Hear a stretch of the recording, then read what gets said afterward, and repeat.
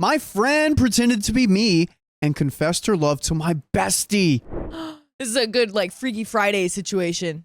To begin, I, Tally, 23 female, attracted to the same gender, lived in another city for a better job and opportunity, and left my hometown, not for good, but for a quiet time now. I went back to the city for a high school reunion and met the familiar faces from my childhood and high school. By the way, this comes from Not Your Girlfriend 055, and if you want to submit your own stories, go to r/okstorytime subreddit, because this is submitted from that subreddit. What? This is one of us. One of our own. One of our own. Oh my God, if you're in the chat right now, sound off. Not Your Girlfriend 055.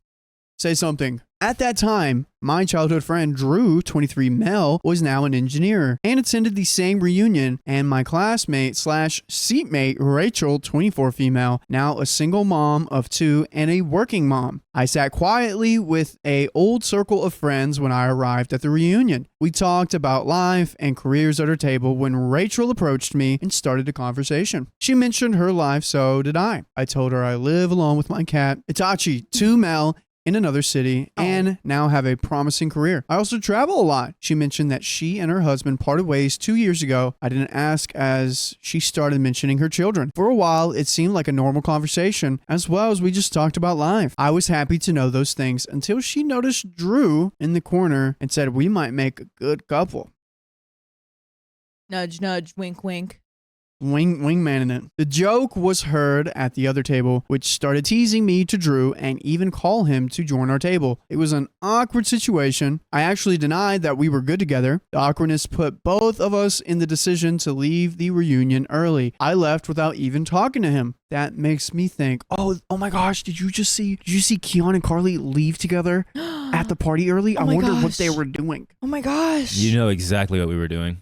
Uh-oh. Going to the aquarium. Nudge, nudge, wink, wink. I'm not being dramatic or anything. Something terrible happened 3 years ago that made my stomach twist and made me afraid of gatherings and even being on social media. It started during grade school. Drew and I met through friends of friends. I'm a social butterfly, or rather cockroach, and have made a lot of friends around me, male or female. Mostly male. He was in the other classroom, and my classroom was next to his. A conversation erupted as one of my female friends stated, "It's not normal not to have a crush." That sounded like don't like girls, like boys instead. I was a pathetic girl at that time and pointed out at him and told my friends I liked him. Then the following year, after pointing him out, we became classmates. Not just classmates, we became seatmates and soon best friends. We had the same hobbies. He liked Naruto, he drew, and he liked Hello Kitties too. Our similarities were obvious, and we talked most of the time. He didn't like attending school, yet he managed to be in the top of his class. I had other friends too. If he wasn't around, I was with them. I also once mentioned that I told my friends I liked him so they wouldn't get uncomfortable with me if they found out I'm attracted to the same gender. He was okay with that and remained as my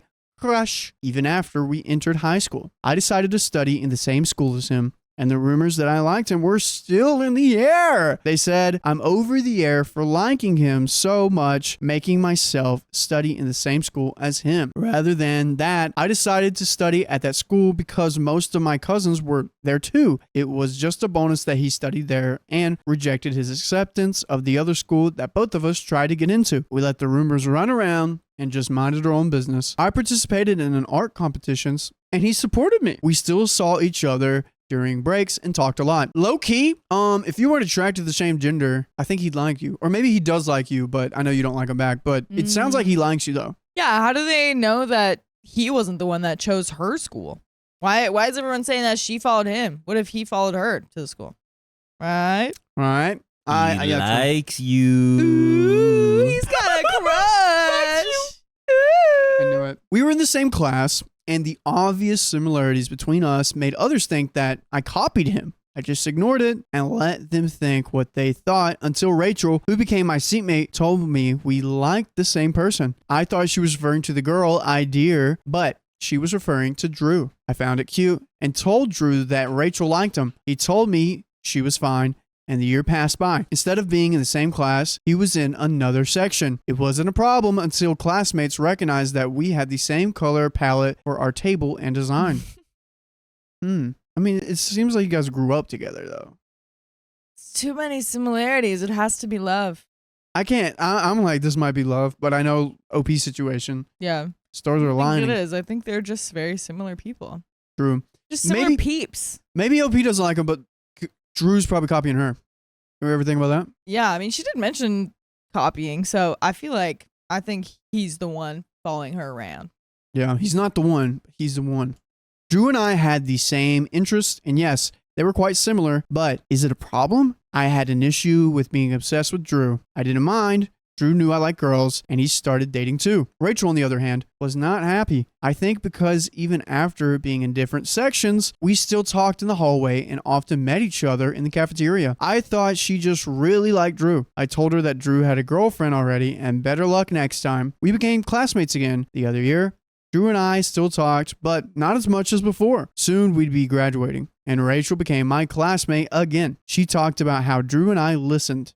Sometimes I teased him, especially when Drew and his girlfriend broke up. I was in a relationship at that time. Drew knew. That's why we kept our distance, yet we still talked. Rachel even mentioned that Drew got the group photo of my circle of friends at my table and left. No problem. I know. It's not like it's mine. That's what our high school was like, in my point of view. Drew and I enjoyed it, and during graduation, I joked that we never had photos together in chat, and he said, I'm not a person who talks and asks for photos often, which is true. I really hate taking photos. I told him if I didn't have an engagement with my family, I would take a photo with him. He told me if I had time, let's meet backstage, but I was already home when that time was chatting. I received messages from friends and classmates, and Rachel messaged me and told me congratulations and that she enjoyed being with me. I still have that convo because I recently read it. I told her Drew was backstage and she might be interested in confessing her love to him. Also, what stage is this? Are they doing theater or something? Dude, I don't know. I'm just going to assume that that's what's happening. Maybe high school? I don't know. Minutes later, Drew asked what I was planning. I told him I was planning to climb mountains, visit beaches, and connect to nature. I didn't have plans yet for college. He told me he's pursuing engineering. I told him I know, and I would be building houses in Minecraft too. Beautiful. Chicken jockey. Chicken jockey. That was not our last conversation. I updated him on my whereabouts when I visited Singapore for the first time alone and the trails on a hill in Korea that I saw in Korean dramas. While he was complaining about his schoolwork, plates, and so on, I told him I would be visiting Japan soon. And yes, I travel a lot. I visit local beaches. I climb mountains while studying for a mere degree that I haven't ever used. Anyway, the incident came 3 years ago. It was Drew who, when I got back into the city, hugged me and tried to kiss me. Tried to kiss me? He tried to kiss me. What? But I was over the hill and pushed him away and asked what the heck was wrong with him. Oh my gosh. Wait. You need to read the next line. You need to read the next one. He asked me, why can't he hug his girlfriend? Again, girlfriend? I told him I was single and I didn't plan to be in a relationship. He told me if I'm joking, stop messing up because we've been in a relationship for 2.5 years now. No, it can't be. He told me we've been dating since I arrived from my trip. What? And not I, but his girlfriend, who was supposed to be me, told him I'd be attending his graduation and would arrive today. Whoa, what the heck? What did I just run into? What Dude, happened? wild left turn here. Oh my gosh. So first of all, we were right about Drew liking her. Second of all, these weren't just rumors, or maybe they were, and then he was just like, yeah, she's my girlfriend, and was going along with that. But what? He's telling her they have been dating, Wow. and they've been in a relationship for 2 years, and she was just completely unaware. She's like, hey, you forgot to tell me that. What? Yeah. I mean, at some point, you got to claim someone as your girlfriend. I did that to Angie like 2 weeks ago. I'm like, you're just my girlfriend, even if you want it or not. That's just what you are until you Just stop in it talking to now. me. And that's how it's been ever since. But this right here, I mean, Dude. if your girlfriend's in Japan and doesn't invite you and doesn't really ask how you're doing, you guys are just chatting. Where did the miscommunication come from? So we're getting back into this next part. Okay, strange. I came back, yes, to congratulate him, but not as his girlfriend, but as his best friend. I told him I'm not his girlfriend, and I never will be. Became mad and told me how cruel I was and to stop joking around. No, I'm not joking because I'm not in relationships with anyone, not with a man. I told him he knew my preference, and he told me that I told him my liking for him was romantic and not for friendship. I asked him to leave because we got into another argument. and I didn't want to hear more of the ridiculous claims that we were in a relationship. I still attended his graduation, but we didn't talk. I thought we'd be talking after that, but he blocked me and told me we're over. I don't think it was about our friendship being over or if it was a relationship breakup. I told myself that maybe I looked like his girlfriend or I was overreacting. I waited for him to unblock me. I even asked our other friends to check on him. One close friend of Drew, Paulo, told me it had been 3 years since I agreed for Drew and me to a date. Paulo said it was a ridiculous claim because why would I use 2 different accounts to chat with my boyfriend? 2 different accounts. I knew there was a second account. I knew. I was like, there has to be a second account. Someone is manipulating. Because like on Instagram, you and I will like probably have like lighter things we talk about. Like, oh my gosh, that's so funny. How did this thing go? Yeah. And then on text messages, we're like, oh, I love you so much. Blah, blah, blah, blah. You know what I mean? Yeah. Like that could be miscommunicated. Like you could be talking on one app like, oh my gosh, I love you. Blah, blah, blah. And then on the other app, like. Right, that's what I was thinking. Like, she could be like, oh, like, I know I'm on that chat, but, like, sometimes I go on this one and, like, talk to people on this one. It's, like, no big deal. Yeah. You know, sometimes I'll message you on there. Sometimes I'll message you here. Yeah, Miss Woozy says OP has been traveling. I didn't realize that. I know she went to Japan, but I didn't realize it was, like, for so long. Yeah, it sounds like she's been traveling for a couple of months or 6 months or something like that. It's probably been some years. If it's been this relationship for a couple of years. Also, the mind F that you get thinking, oh, we've been together for 2 years. Who have I been talking to for 2 years? What is happening right now? Yeah. No, this poor man. He's totally like, at first I was like, oh, what the heck? That's creepy. Why is he just like, where my hug at? But then he's just like a victim of catfishing. And he's just like, no, say it isn't so and that you don't love me. Yeah. And he's like, I haven't seen you in years. Yeah. Give me a kiss. Dude. Oh, dude, that would, oh man. Oh my God.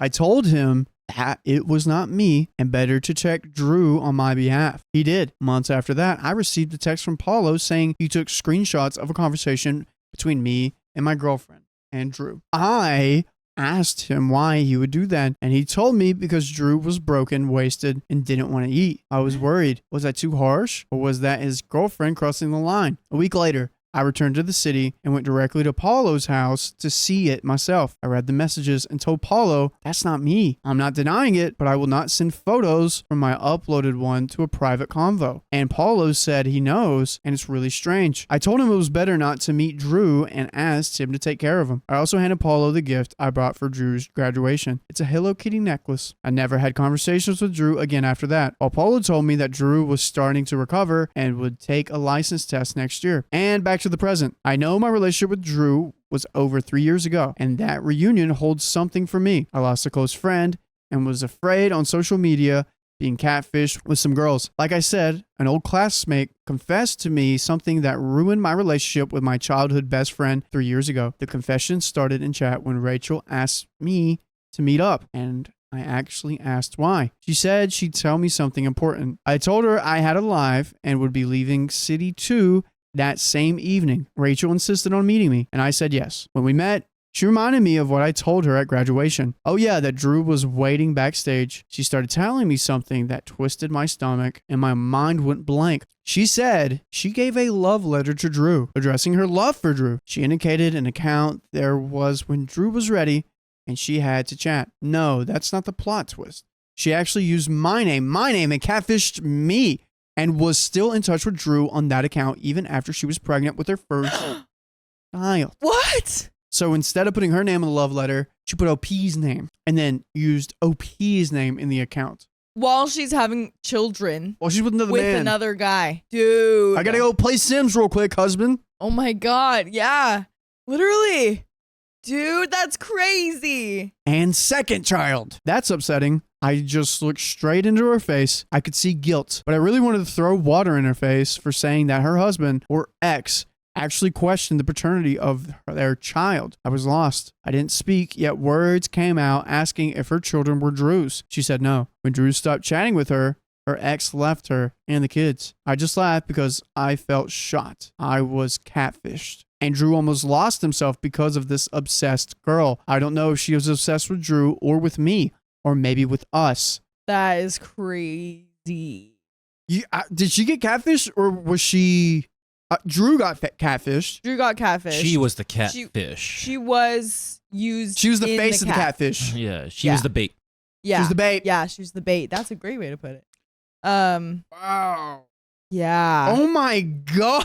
That's just like, because it was one thing for her to be catfishing, and then it's a whole nother thing to be like, this is just like a chapter in this relationship's problems. Like she's pretty much cheating on her boyfriend or husband or whoever, her baby daddy, and like having this whole other like emotional affair, an online relationship with this other guy. Oh my god. Like I feel like that's the story that we usually hear, and now we're getting the other side of it, and it's just so wild.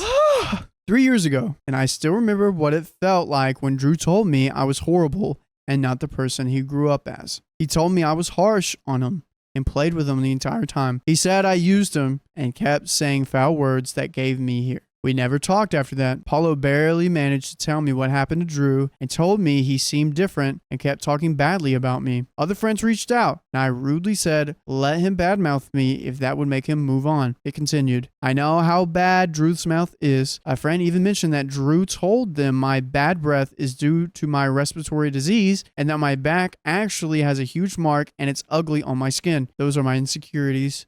I really didn't think he would tell everyone that. It hurt.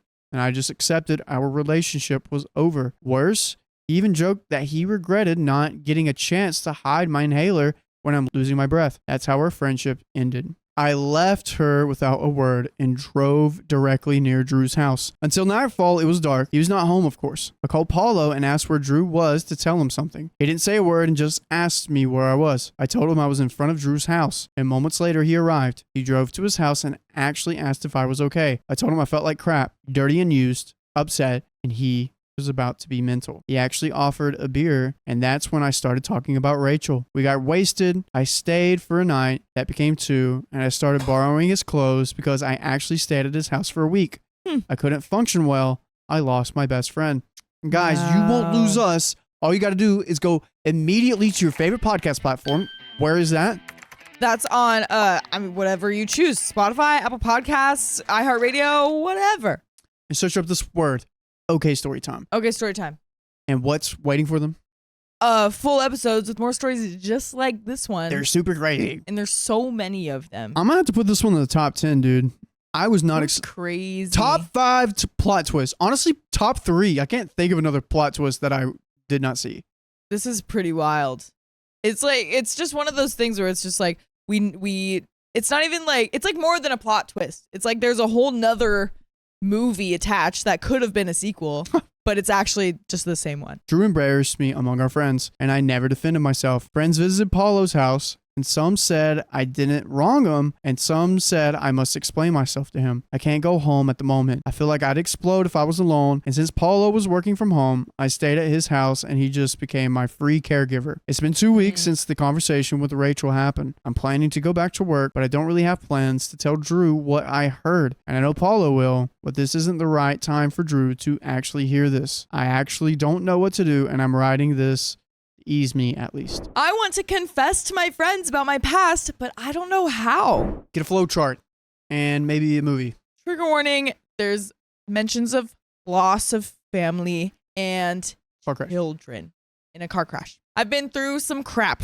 There's no way to sugarcoat it. 3 years ago, I was married to the love of my life, Ben, with the most perfect human child that ever existed, Veronica. And I was 5 months pregnant with a boy. By the way, this comes from Wanna Come Clean. And if you want to submit your own stories, go to the r/okstorytime subreddit. We were hit by a wasted driver at 5 p.m. in the afternoon. No, I did not see that coming. We are just going right... Ooh.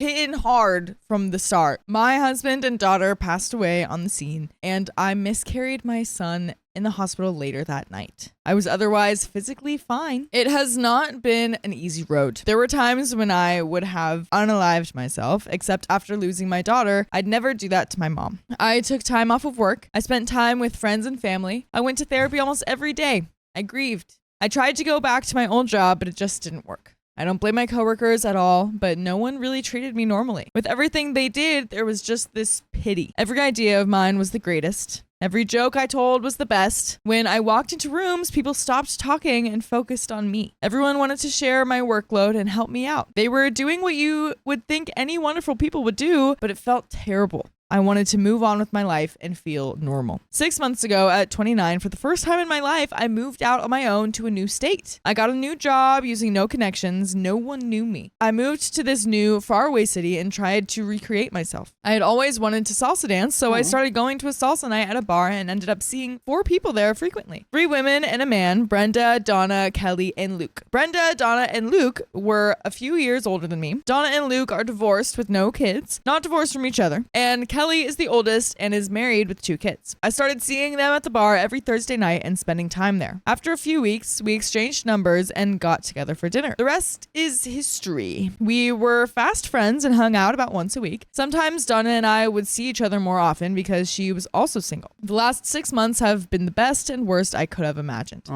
I needed people to treat me as a human. I needed to not see pity in their eyes when they looked at me. I needed them to be honest with me, not just tell me everything I did and said was the best idea ever, because I've suffered enough.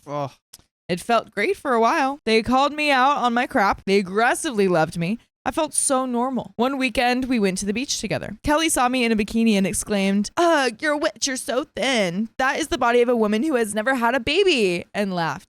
She was complimenting me. I wanted to scream that my body grew the most perfect human that ever existed and that my front airbags fed her for 13 months. I suddenly cursed my body for not having stretch marks when before it had seemed to be a blessing. Now Brenda has been dating someone seriously and they just got engaged. She's leaning heavily on Kelly and Donna since they've both been married and she wants advice. Sure, she wants my advice too as a good friend, but she doesn't want to hear about my wedding that I had poured my heart and soul into because she doesn't know it happened. I guess I didn't think I'd become such great friends with these new people and want them to know more about me. Now I'm looking for the best way to tell these people that I am a widow who lost a child and a pregnancy along with her husband. I've known them for 6 months and we've gotten so close in so many ways. I don't say this to sound witchy, but I also know that I'll get a pass. No one will be mad at me that I haven't told them yet. Everyone will understand. I just want to tell them in the least dramatic way and to make sure they fully understand my reasons. That my intentions for lying by omission were selfish, but good.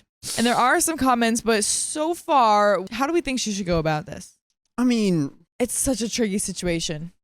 Well, no, I think it would be like, hey guys, I want to tell you something. Like, come to them clean and be like, I want you to know my why, why I did this. I want you to know the impact that you guys have had in my life in this new, and I want you to understand how much you have relieved me. So your why is everywhere I'd go, everyone would pity me. Yeah. The impact you guys gave me was actual, genuine fun and love. And you called me out. Yeah. And I didn't want to lose that because I hated feeling pity from people.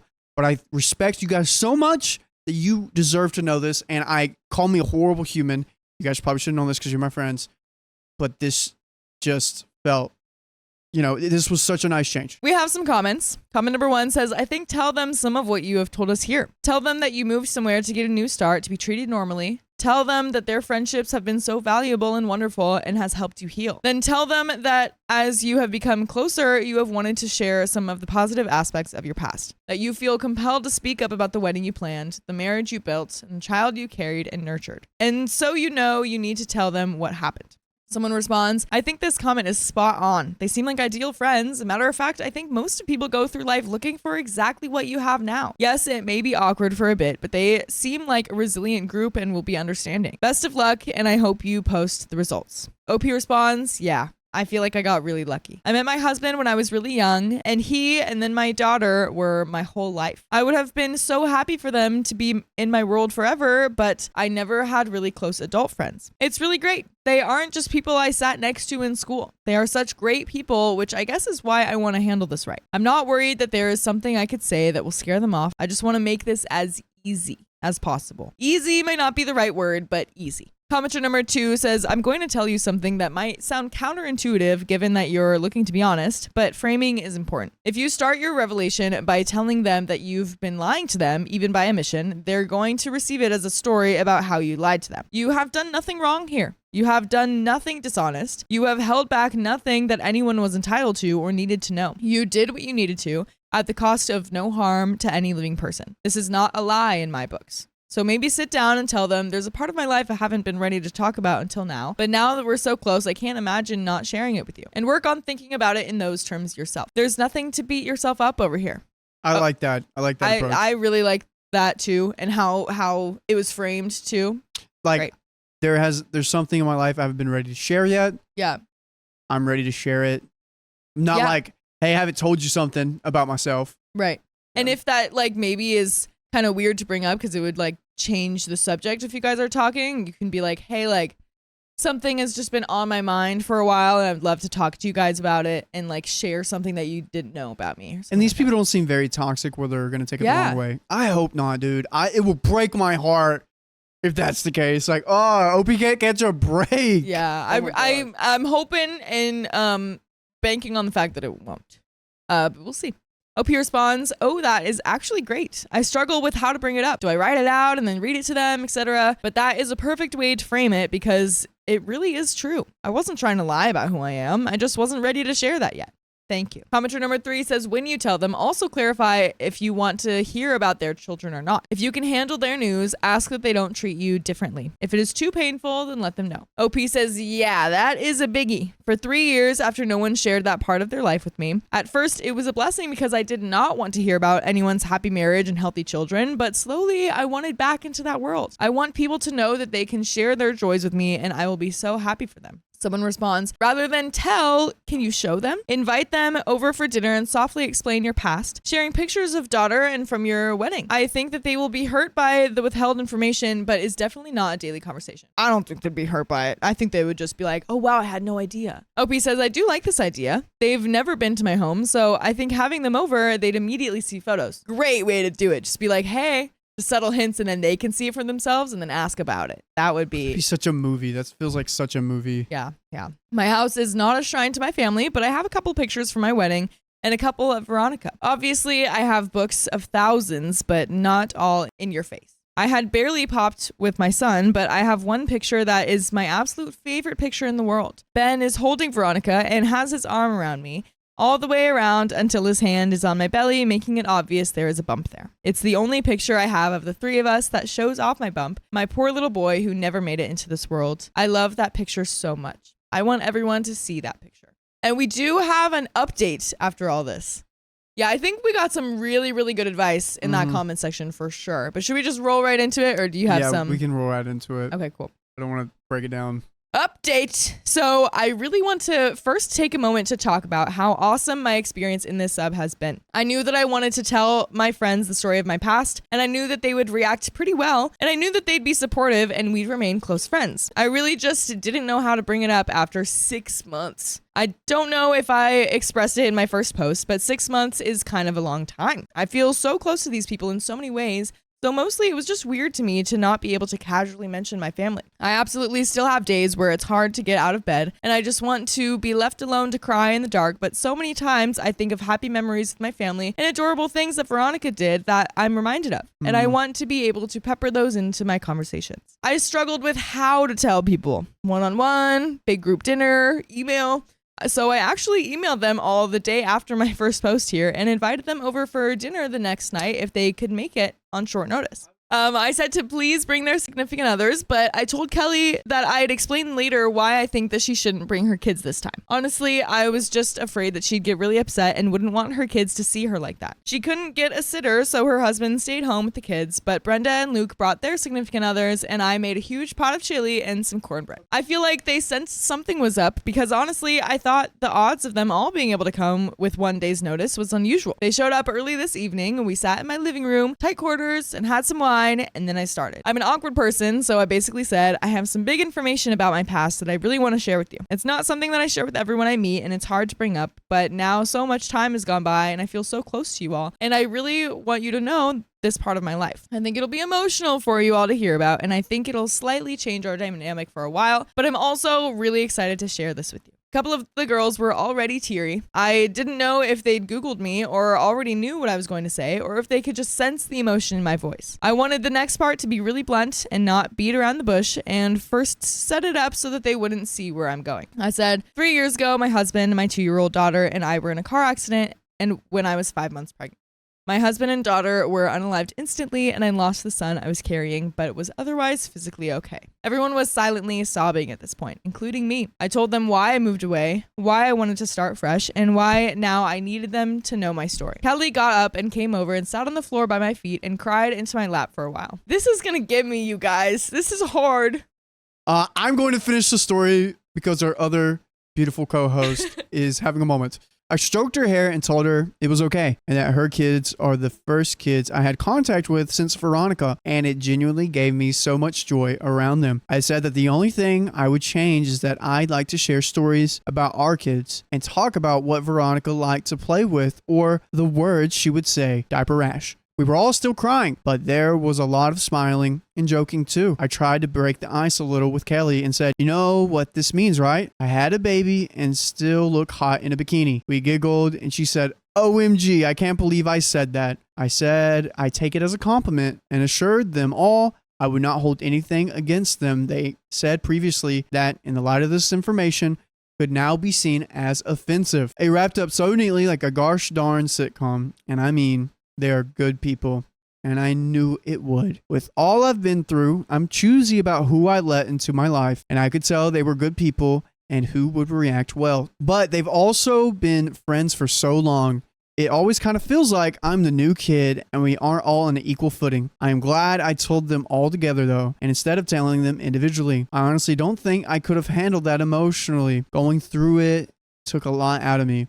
Brenda actually said that was when we first met. She was looking up to see if I had a Facebook. She came across a headline about my accident, but didn't click on it because the headline was so horrific, and she assumed it was just someone with the same name. We finally ate chili around 10:30. I do think they'll tread lightly around me for a while, but I also think this is going to bring us closer, and I don't intend to bring up my family often, but I'm glad now I can share stories about my wedding planning, childbirth, and feeding, etc. I never wanted someone I could cry about to missing my family. Honestly, that's mine and mine alone. I still go to therapy, so if I'm not keeping it inside, but it just doesn't work for me to express my grief over my loss to others. Thanks for helping me talk about this, Reddit. Thank you to those who sent me PMs sharing your own losses or just wishing me well. I could have not had this particular conversation with anyone in my real life. You are all really here for me. That means a lot. And dude, this is when Reddit freaking comes through. For real. Reddit comes through. For real. And it does a beautiful thing.